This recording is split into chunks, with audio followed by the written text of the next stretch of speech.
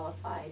It's not a party to invite your, your friends and family. It's, a selling opportunity. But if you think that your people are qualified, you don't want to invite someone who's just buying prints and who's not probably going to buy an original. I always, when I tell people about this, I always say, if you're interested in collecting originals and you like to, drink wine or whatever, we have this event coming up. They usually qualify themselves that And way. it kind of qualifies them that way, because they know what it's all about. They know that, But it's some a- people don't, so you have They to. do need to be told that, Yeah. that they're Yeah. there to acquire artwork. Yeah. I'd agree with that, because otherwise they don't understand. And They think remind it's about them, meeting the artist, and it is that, but it's they're also getting about first acquiring. shot at new paintings. Yes, Yeah. That's the key, you That's gotta, the key. you gotta Right. tout the art. yes. You Yeah. can't just tout, but That is but really you the also. highlight of the event. Yeah. Yeah. And to be more specific to Nils' question is, maybe for you, Stephanie, because you're the newest of the group here, and you may not know this yet, is that we do have a charge that we set up front for people to come. And it's usually in the neighborhood of $2,000 to $3,000, depending on the event and what we're dealing with as far as costs are concerned. But then we set a criteria for purchase, and if people say purchase $20,000 worth of art, they might get back 2/3 of the money that they put up front. So let's say, as an example, in Vancouver we charge $3,000. I'm not saying that's what it's going to be, but let's just use that as an example. And we say if you buy $20,000 worth of art, you get a $2,000 rebate against your purchase. So the actual cost of the event to them is only $1,000, and they get the whole weekend for $1,000 plus they get to buy an original piece of art. Yeah. Except their airfare, they gotta get themselves. Yeah, to their it. airfare. Yeah. Okay, moving on. But then when they put their art on their card, then they're making mileage points Oh, there you go. for their airfare. Yeah. Okay, the last scheduled event that we have, which is going to feature Dario Campanile.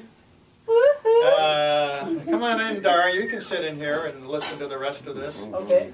And another artist that's fairly well known, Aldo Luongo. I mean, what a great pair of artists. I mean, I'm almost embarrassed to put them together, but because of what might happen. But anyway, I know the art's going to be good.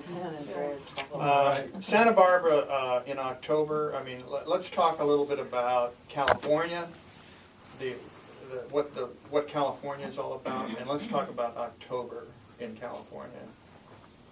It just doesn't get any better. It's the best every year, the month of the year. And let's talk about the wine country. Now, everybody's heard of Napa, everybody's heard of Sonoma, and everybody's heard of Santa Barbara area. The Central Coast is, without question, probably among the real wine connoisseurs, getting more acclaim than anything right now.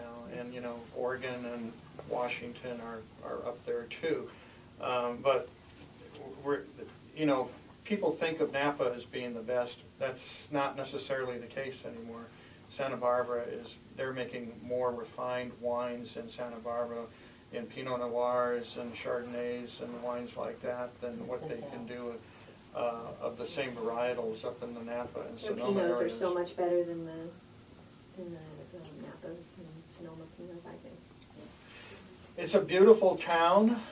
It's about 2 hours north of Los Angeles. This little quote that I have in the invitation, I'll read to you, and maybe Anna Lee can add to it afterward. But this is what was said about Santa Barbara.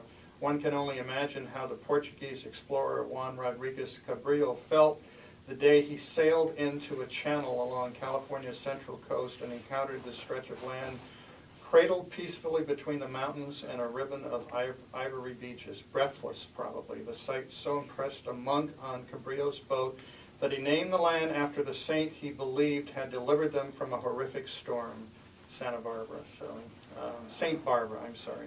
That's the name of the saint. So,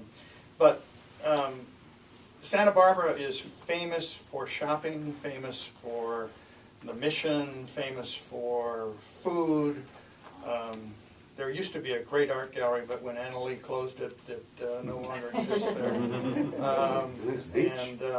We're going to have a great art gallery in Santa Barbara. But the downtown area is really very interesting, and there's a great little hotel called the Canary Hotel, which is a hotel that's owned by ETC, which are the same owners of the hotels in Santa Monica called Shutters on the Beach and the Hotel Casa del Mar, which are really famous cult hotels in the Los Angeles area.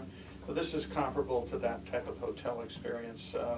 And since we've been there, they've really upgraded the hotel. I mean, it's really a delightful little spot, and bigger rooms than most hotels and stuff like that.